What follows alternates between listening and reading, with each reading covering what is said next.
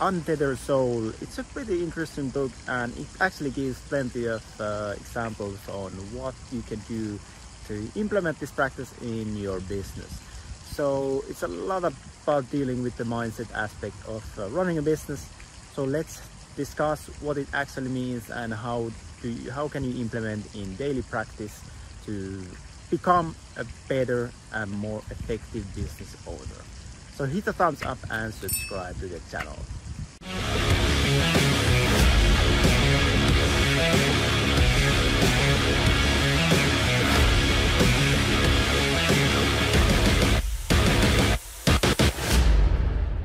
So today we are going to be talking about a bit of like mindset stuff. So why do we care about mindset? Well, because, I mean, we are just going to be really maximizing the odds for success. That's really the thing, because the thing is that, I mean, life seldom goes exactly as planned. And, human beings are terrible at estimating time, which means that, okay, you might have this view that, okay, in 1 year, I mean, you achieve this and this and that, but okay, then there's going to be some bumps during the road. And if you're not have the right kind of mindset, then you're just going to feel like, okay, now you want to quit. So that's kind of the thing. Like when you actually have the right kind of mindset, then you will be able to just, um, keep progressing and not give up, because there's a good saying that, I mean, only way to fail is actually quit. So if you never quit, if you constantly just keep on improving everything and kind of like re-evaluating, and that's why we do these like weekly planning, weekly retrospectives, because it's about reflecting that, oh, okay, so where am I actually currently, and are things going, like what can I actually improve, and so on.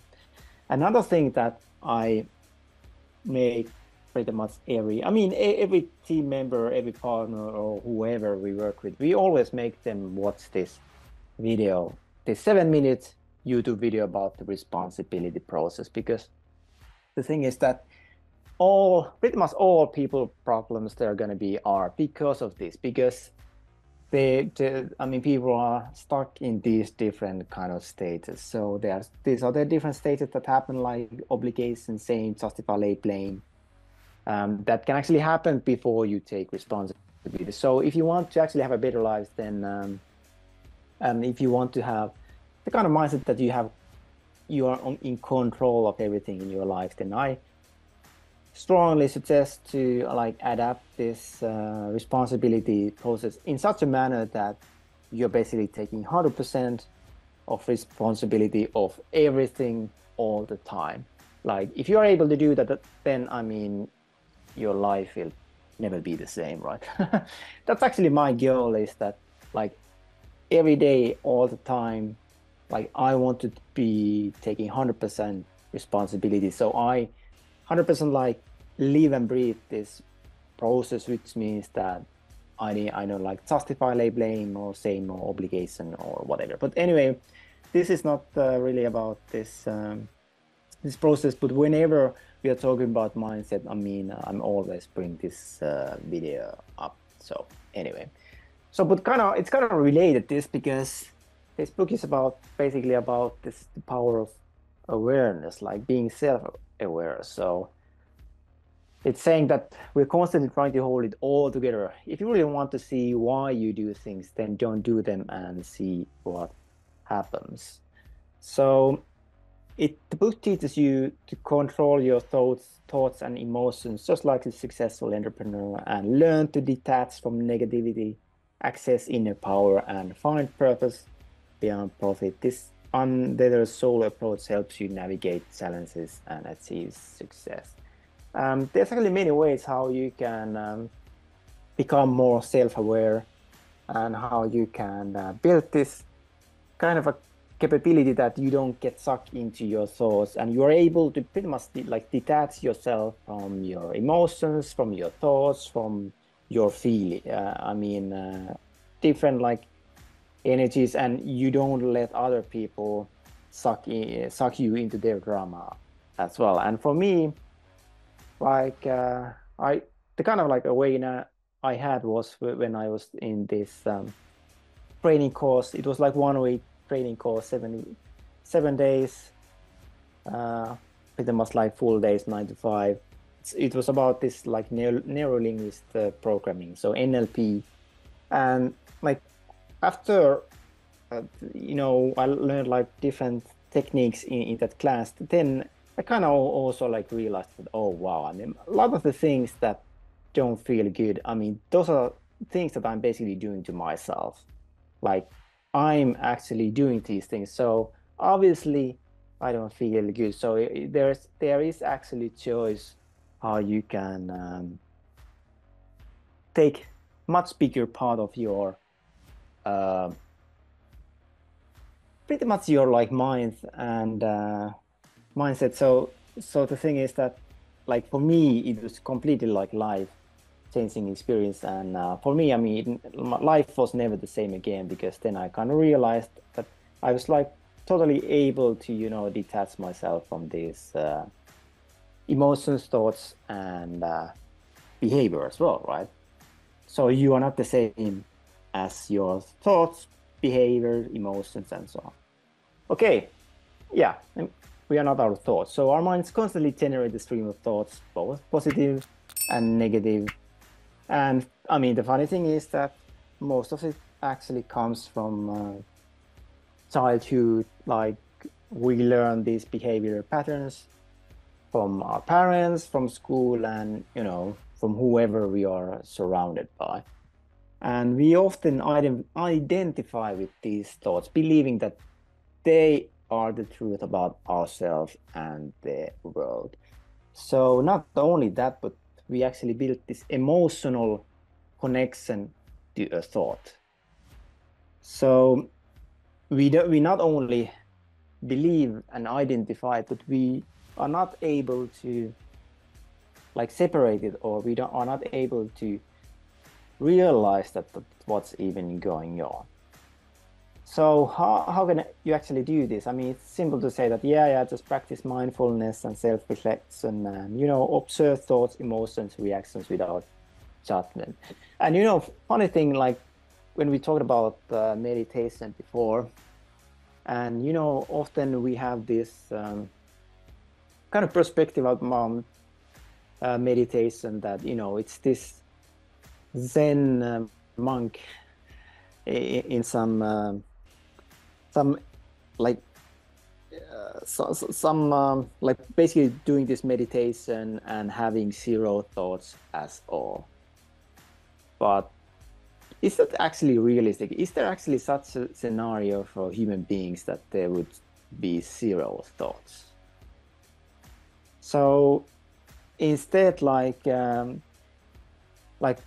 it's not about having no thoughts. It's just about that you don't like you let the thoughts come and go, and like without any kind of without even thinking about it too much, or without any kind of judgment, meaning that, oh, this is a negative thought, oh, this is a positive thought, or whatever. I mean, it's just thought, and just it comes and goes and so on. So awareness really enables this conscious decision making. I mean, just imagine, like, can you really make smart decisions for your business if you're sucked into some emotion? Like, let's say that you're something goes with the supplier. Okay, you have a Chinese supplier and they mess up something, and you're just angry and about it. And okay, let's say that it would be 100% their mistake. I mean, they messed up something. But with the responsibility process, you always have the question that, is there something that you could have done differently? And pretty much always the answer is going to be yes, there is something that you could have done differently.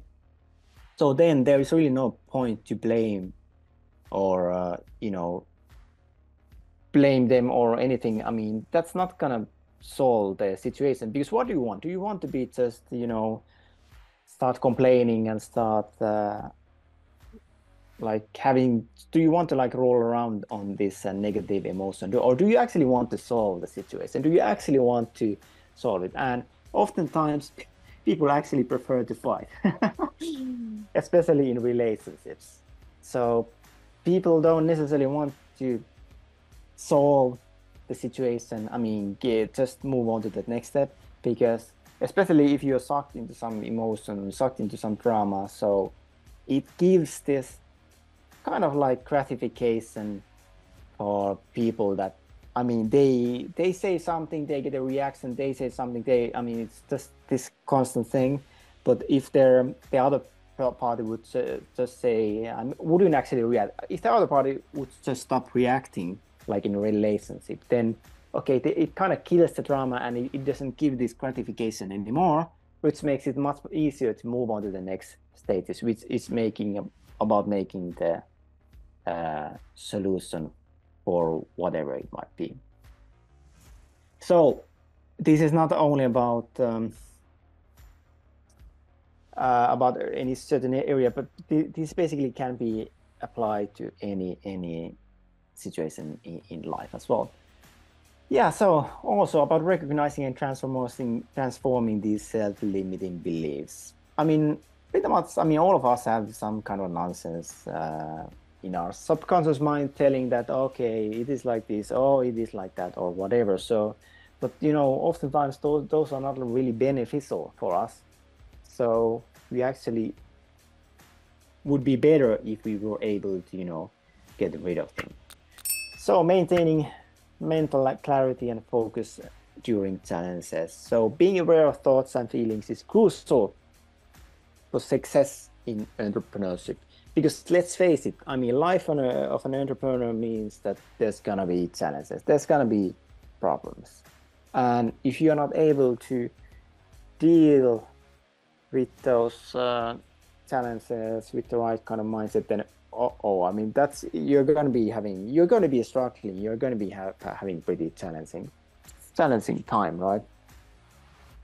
So the author compares awareness to a superpower in business. It's like having a special ability to understand what's happening inside your own mind, and knowing what's going inside your head helps you make better decisions and deal with these challenges effectively. For example, let's say that you're starting your own business, and being aware of the doubts, fears, and strengths allows to navigate these ups and downs of entrepreneurship more confidently. Like if you notice yourself just worrying about failing, and I'm scared out if my product will actually fail. Oh, what if this or that happens? But I mean, you can take steps to address those concerns. Like, okay, I mean, let's seek advice from someone who has experience on this, and you know, refining the business plans. So there's 3 principles that the book actually are like cornerstones of the book. So number 1 principle is, I am not my thoughts. Well, it's kind of like,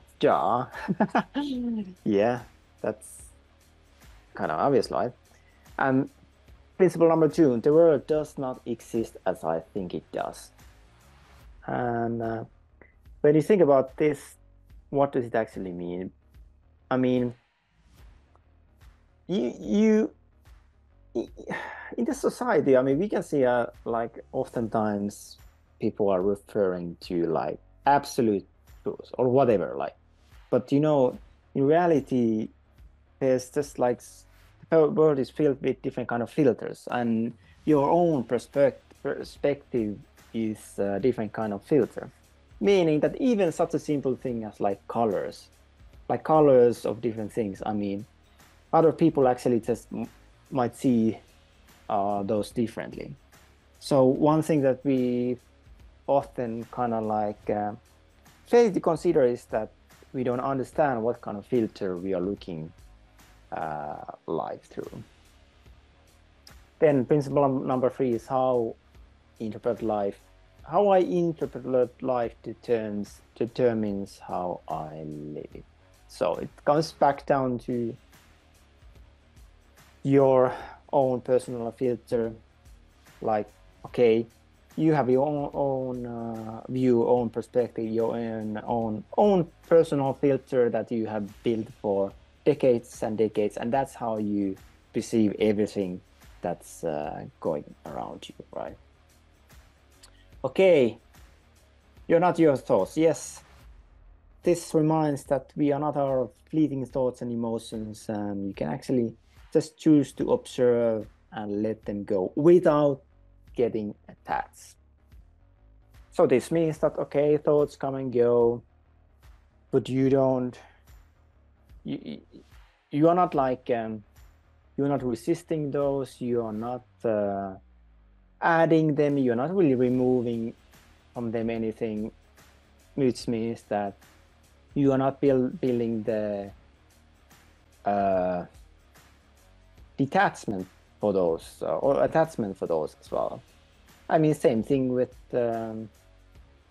emotions as well, or any kind of energy that you might feel. It doesn't mean that it's the same as you personally, which means that, okay, if it's something negative or whatever, I mean, it doesn't mean that okay, that's who you are.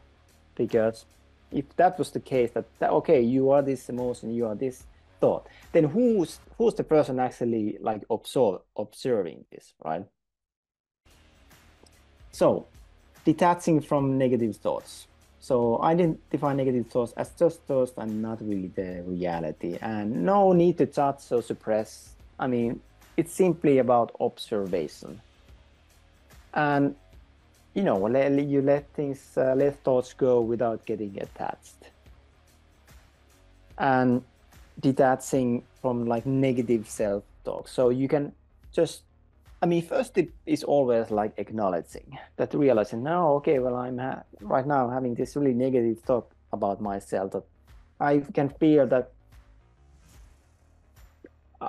One thing is always that you don't like try to block any kind of feelings or any kind of negative thoughts. It's more, first step is to acknowledge that, oh, okay, so I'm actually feeling really, really bad now. And what am I feeling? I'm feeling sad because this and that happened, and things didn't go as per my expectations. And now I'm feeling doubts that, is this really going to work out or not?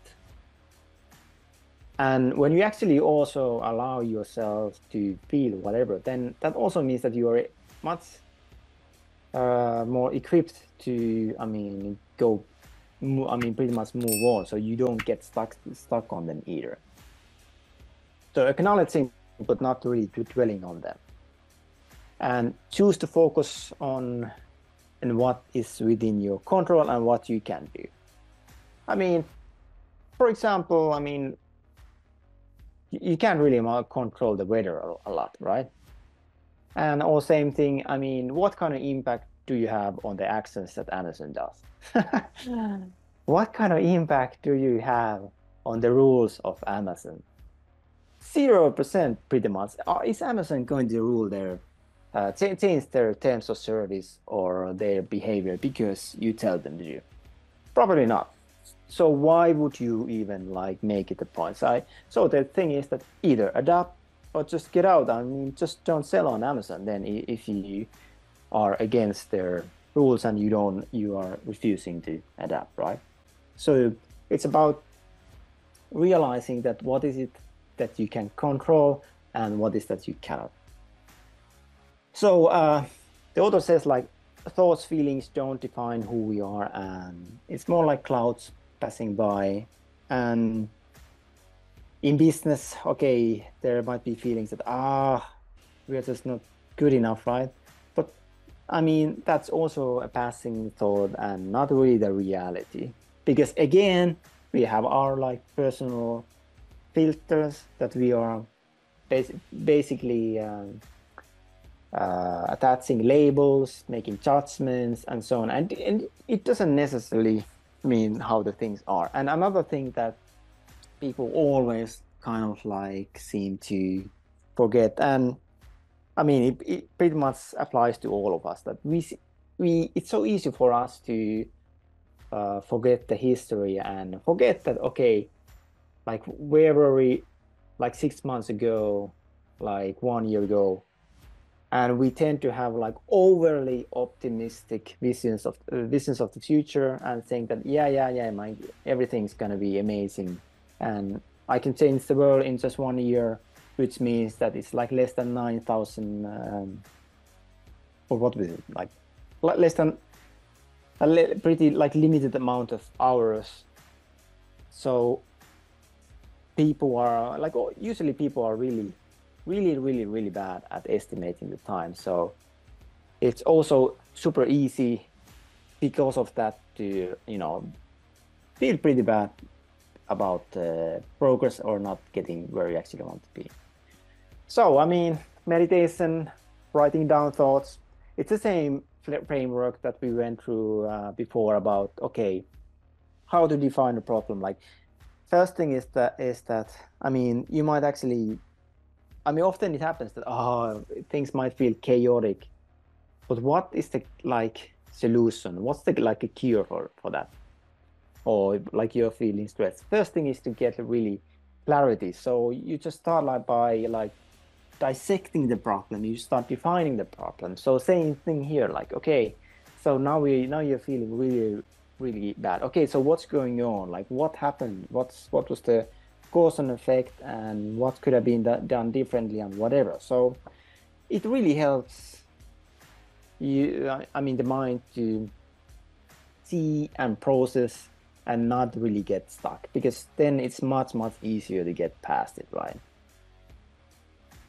And yeah, I mean, another thing is that that's the reason why you have like this, why we have these retrospectives in the weekly planning, that we also ask ourselves that, okay, what went well?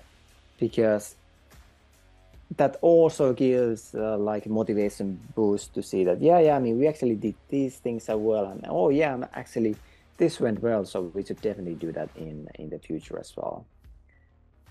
Yes. Okay, number 2. Perception of reality is subjective and shaped by our thoughts and beliefs. Yeah. So by recognizing it, so we become like less reactive and more open to new possibilities. And this also helps to like view these challenges as opportunities for growth and learning. Like let's say that you want to build a $1 million business, or million dollar business, Amazon FBA business, which means that someone is willing to give you a check for $1 million for your business. Okay, so especially like if you're starting from zero, if you have never sold anything online, and maybe you have never even had a business or whatever, but even if you have business, everything depends on the context, which means that if you don't have like expertise and experience on this specific area, then it doesn't necessarily like help you in the same manner. So the question is that, okay, if you're starting from zero, like, okay, are you the person that is capable of having this like 7-figure business like right now? That's the question to ask. And oftentimes, like, well, probably not, because otherwise you would have it already, right? So that means that you have some growing to do.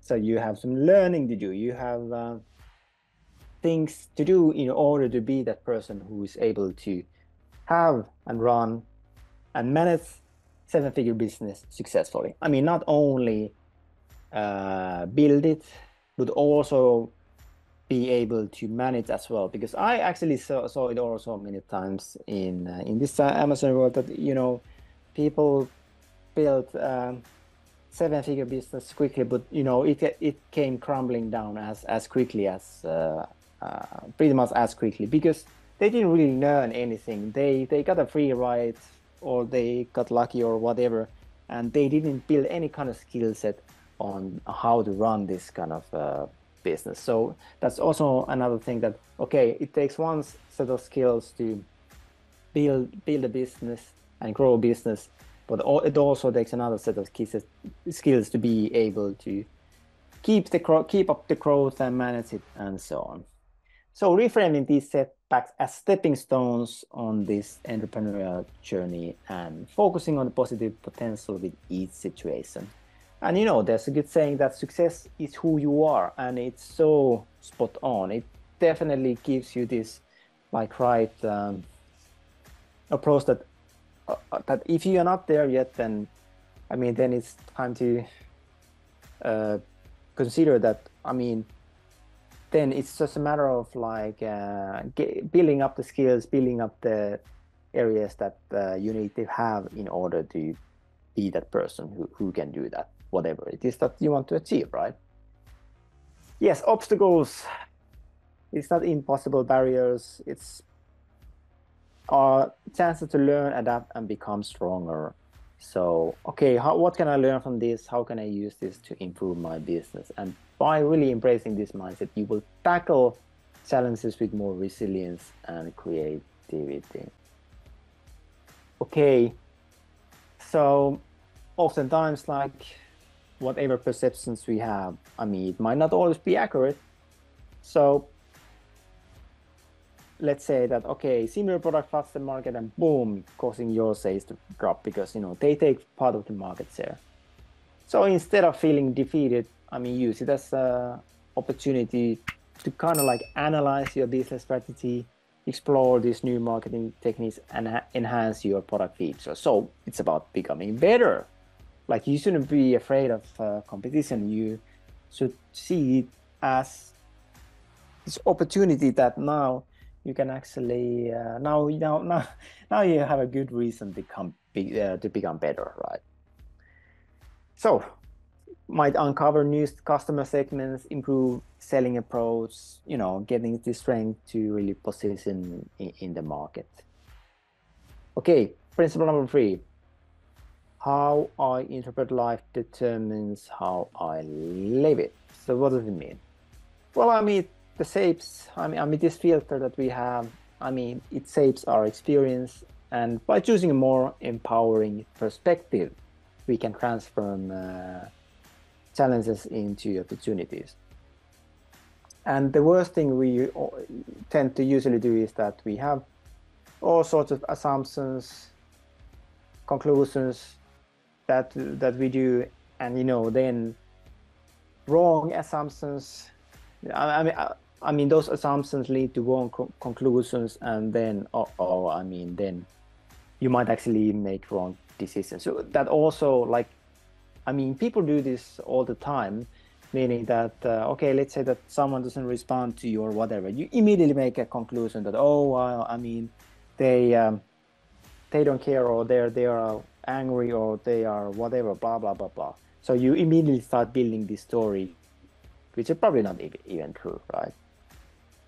I live by the principle that I have only one assumption. My assumption is that I know nothing about nothing.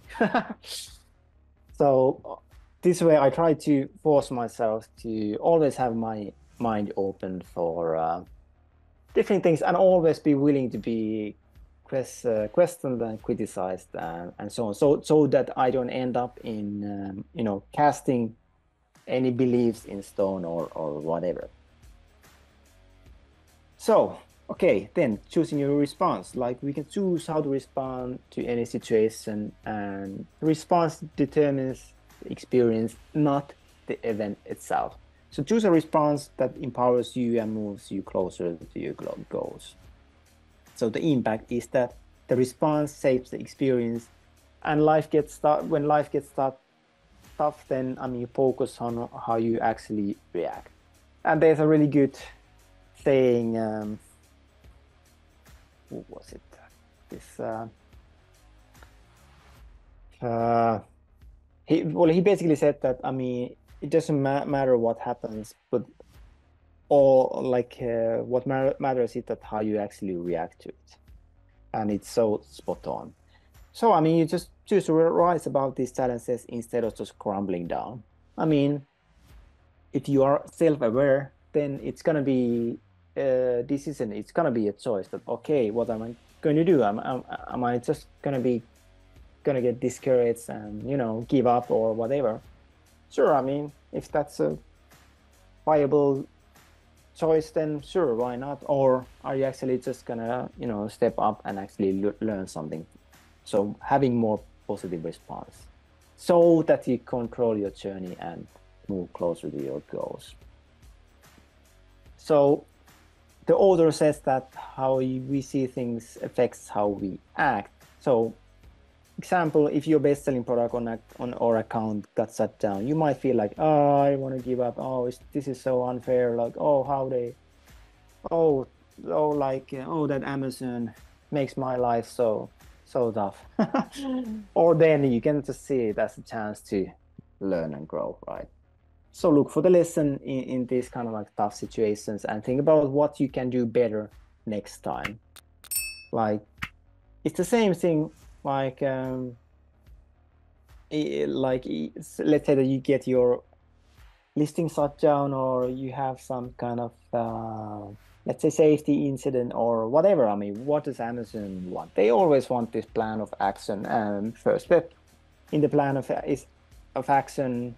And by the way, this is pretty similar to what companies like Facebook and those giants usually have when you have issues and I mean, they are threatening to shut down your account or whatever. So first thing is always to take responsibility that, yes, I mean, we take full responsibility that this happened and not right now we are going to be doing these and these changes so that this will never, ever, never, never happen again and so on, right?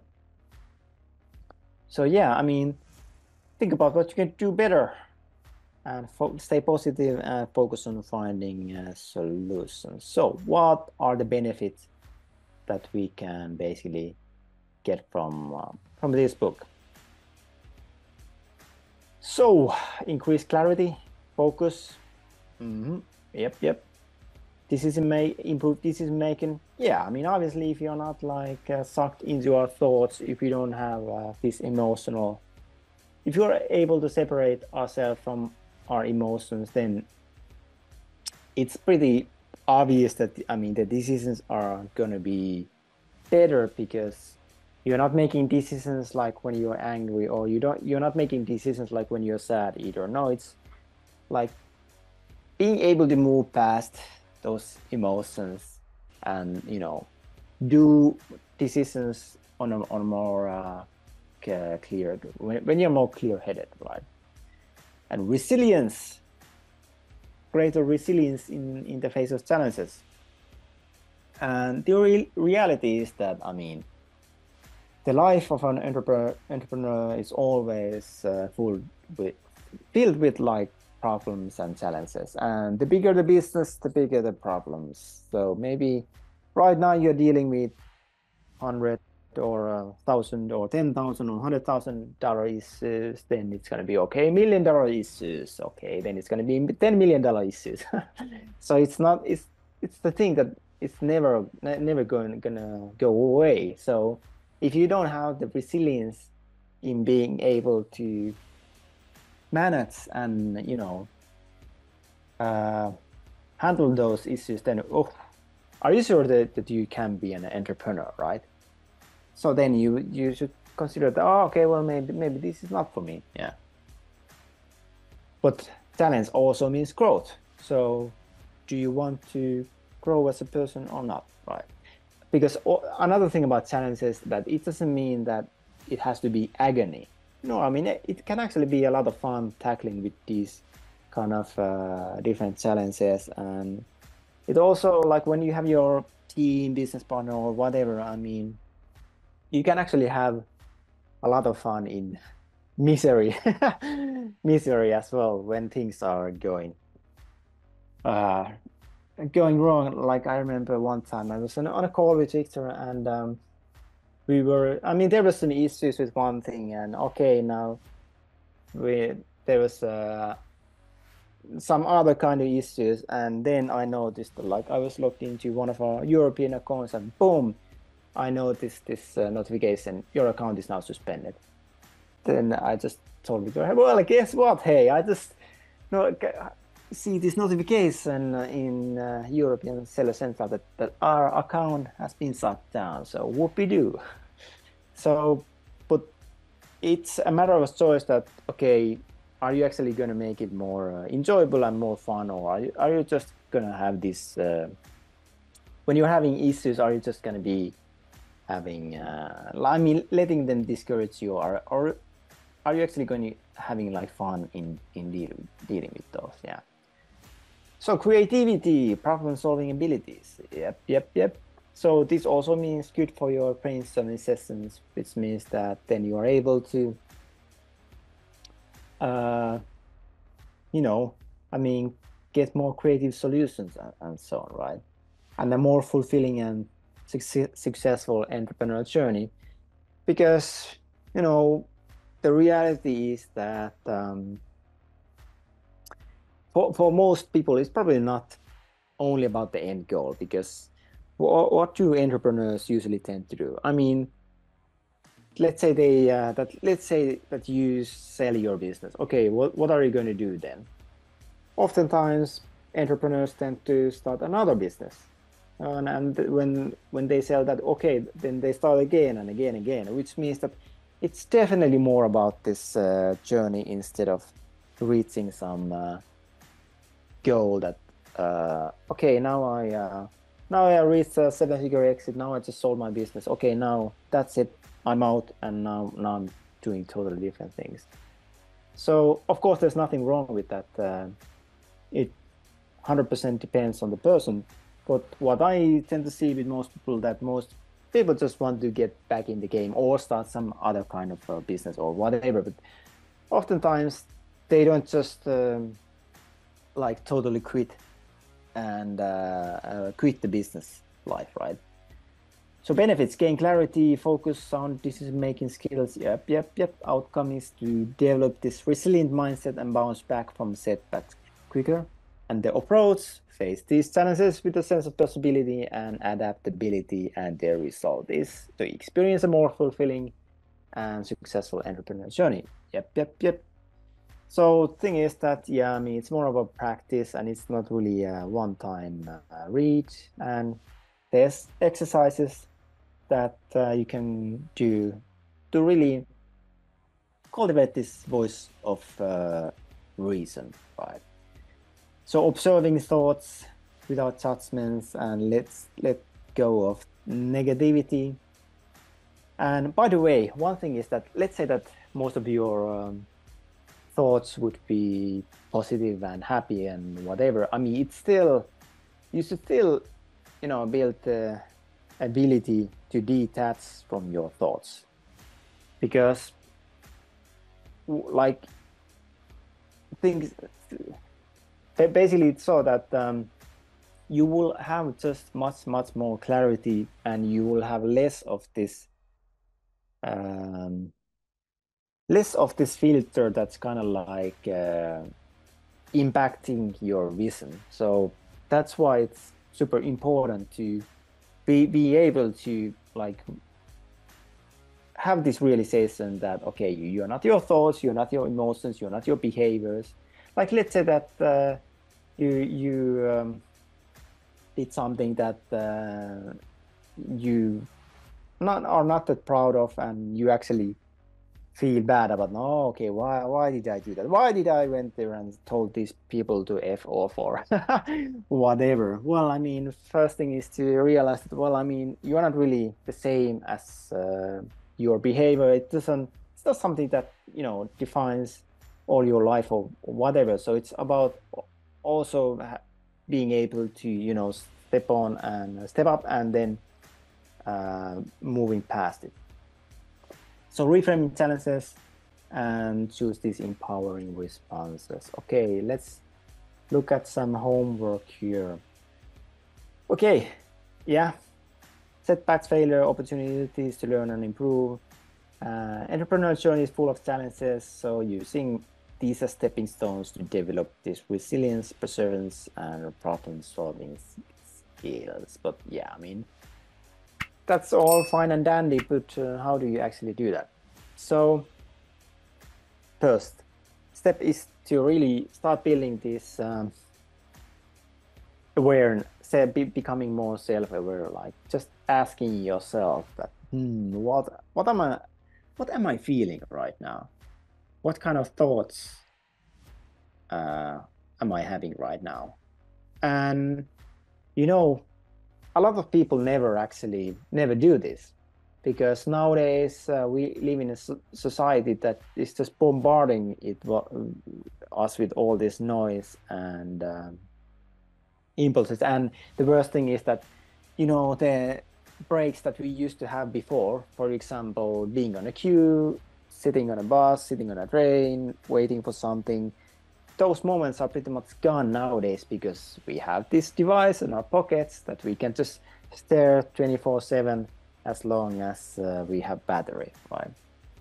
So another thing is that, I mean, you are able to, you know, do this more with like being in these environments where you're more like close to nature and so on. So it kind of gives you this ability to also listen to yourself that, okay, well, what's going on here? Like what's going on in my mind?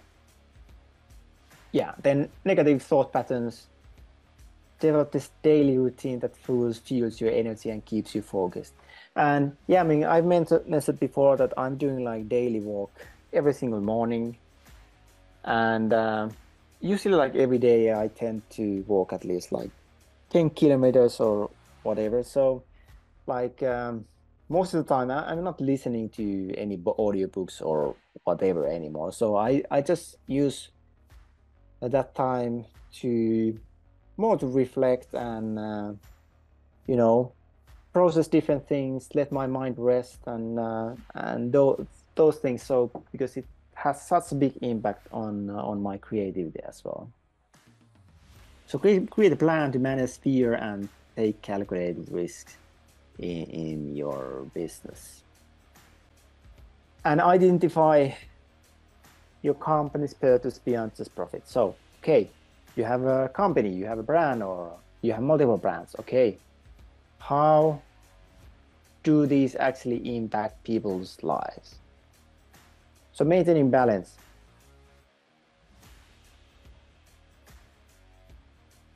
First thing is setting boundaries between work and personal life. And delegate these tasks and build a strong like support system. And, you know, kind of like boring things, but these are important things for us human beings: sleep, exercise, and healthy eating. And schedule time for relaxation and activities you enjoy. And having really time for this, that, you know, you're just walking around, you're not listening to anything, you're not listening to music, you're not listening to any audiobooks, training, or whatever. You're just walking and you let your like mind relax and mind flow a bit.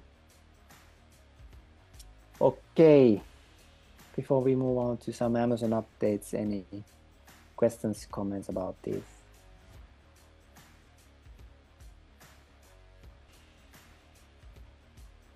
Actually, we can go through these updates first and then have a bit of a time for a Q&A. So by the way, let me know in the chat if you have read this book of Untethered Soul. Okay, so something about Amazon updates. So let's see. Updates to the return insight dashboards and returns processing fee reminders. So okay, let's see. Starting June 1st, so next month, the new returns processing fee will apply to products with high return rates, excluding apparel and shoes, as part of this another fee thing. These all seems to be like quarterly, with fees for returns in June applied in September. Okay. So the return insights dashboard will now include the following insights. So number of returned units and return rate percentage used to calculate the fee, and minimum return rate thresholds above which fees are charged. And number of returned units above the threshold for which fees are charged. Okay, so let's take a look here. So you can find this from the FBA returns page. And if you think about, if you go back to that, okay, why is Amazon doing all this stuff, then it usually comes down to the same reason. They want to have they want to offer a good customer experience for their buyers. So that's why they do different kind of incentives with fees and so on. So you can see the base, and then these see these return units, return rates, and thresholds. And by the way, one thing that we always, as sellers, want to have, I mean, this is kind of obvious thing, but I mean, we want to have minimum amount of returns, minimum amount of refunds as well, because those actually like impact negatively the health of our Amazon account, right? Yes. Yeah, I mean, then there's actions to reduce return risk based on the provided information. So for detailed information on fee structure and rates and so on, here's the link that you can check it out. So on this FBA analytics, you can see the aging and excess FBA inventory with this on this page. So let's see what it says here. So I mean, you basically get a quick view of how your aging inventory is changing and how it relates to other metrics, like sales. Then it will also start providing these different recommendations for handling excess inventory and surcharges.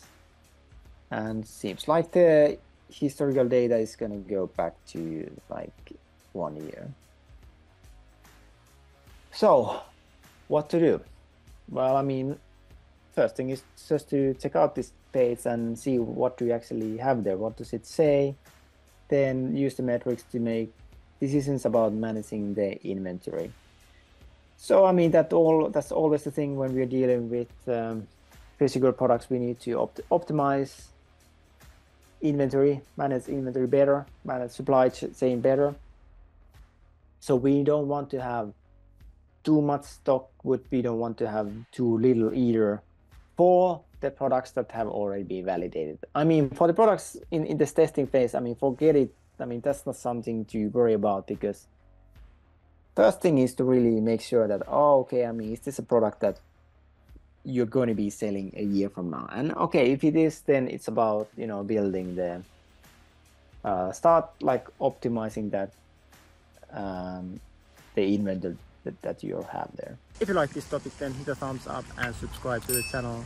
And if you like to get my help or discuss your situation, then just drop me a message and let's have a chat. See you soon.